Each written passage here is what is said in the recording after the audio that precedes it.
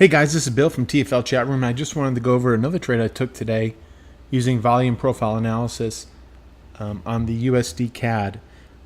So what I looked at here was, first I want to point out my blue line here, which is again a low volume anomaly line. We have all this nice volume and then boom, this super low volume on March 25th.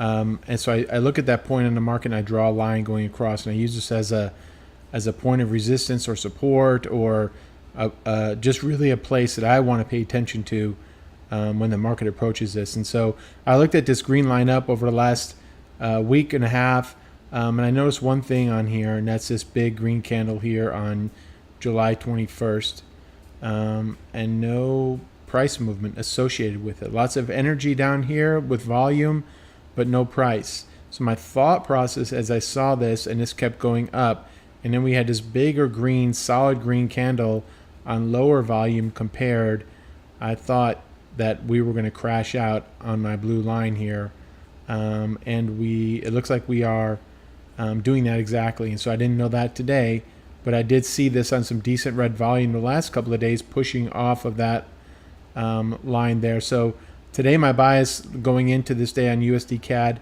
was short, and I'll talk you through how I took this trade and how actually I blew it, and we'll talk about that. So I engaged with the market about 6:30 a.m. Eastern, and what I look for is my low volume anomaly lines, and so this is what I saw. I saw all this low volume down here after this high volume and then this increasing volume in between kind of sessions, and I just looked at this low candle down here and picked the lowest one and went to price and drew a line across there. And actually, as I got up and looked at the market this morning, I saw that this line had been respected, so I liked it. And I saw another anomaly here, not so much, but you had some high volume there, and then this drop right here. Don't mind my cat in the background. He actually just ate, so he's trying to say thank you. You're welcome, Mac.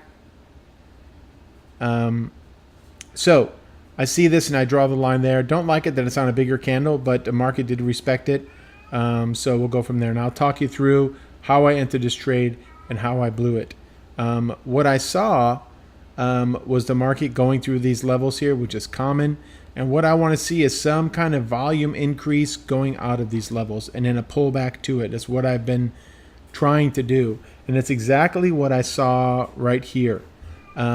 This little bit of increasing volume on a couple of solid red candles there. So I really like this. I thought for sure we're going to be heading down. I doubt we will get past this. So if I'm going to take a trade on a pullback, my stop would be somewhere up here. And again, I'm looking for 20 pips. So this would have probably been a little less than 1-to-1. Not a great risk to reward. But anyway, I look for a pullback, and then I see this red candle here on decent red volume comparatively, and so I got in short right here. And instead of taking the 0.01 trade size, which I normally take, I didn't do that. I took a 0.1 trade size, and in this account, it's too small. It's too large of a trade size. And I thought for sure it would come down. Of course, it didn't, and that's why you take a small trade size. So if it doesn't, you could still work your way out of it. When you trade too big, like this, you lose the ability to be objective, and you get emotional and you get sweaty palms, at least I do, when you see this activity right after your entry. And so I was not able to remain objective. I put my stops up on this high and it got stopped out. I still thought as we were going up here, now that I was out of the trade and done being mad at myself, I didn't think we were going to get higher than this level here. I really didn't. So I saw this activity here, and I saw three things that really brought me a lot of confidence. 1, 2, 3 declining volume bars on 1, 2, 3 ascending green bars. This doesn't make sense. This means to me this is not sustainable. And we went up a couple of more, and then we had this red candle, and I got in. I wanted to get in short here. I did not. And I should have, of course, because you see what happened. But I didn't. And even if I did get in short here, you just put your stops above this high, and if you're wrong, you're wrong. The risk is much less than what I experienced down here. But I didn't because I felt burned by this stop out here on a larger trade size. So I did not And of course, this is what happened. I would have gotten 20 pips over and over and over on this fall, but I didn't.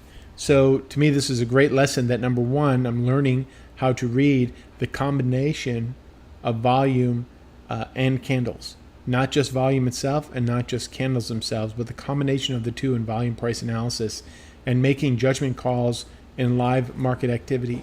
And not being right all the time, but still being generally right. And if you can be generally right with lower trade size, you can withstand this. This would have been, what, $1.50 drawdown or something foolish like that. That would have been super easy to go through, but it didn't work out that way. So a lesson learned, again, on trade size and volume price analysis. So that's it for the week. Have a great weekend.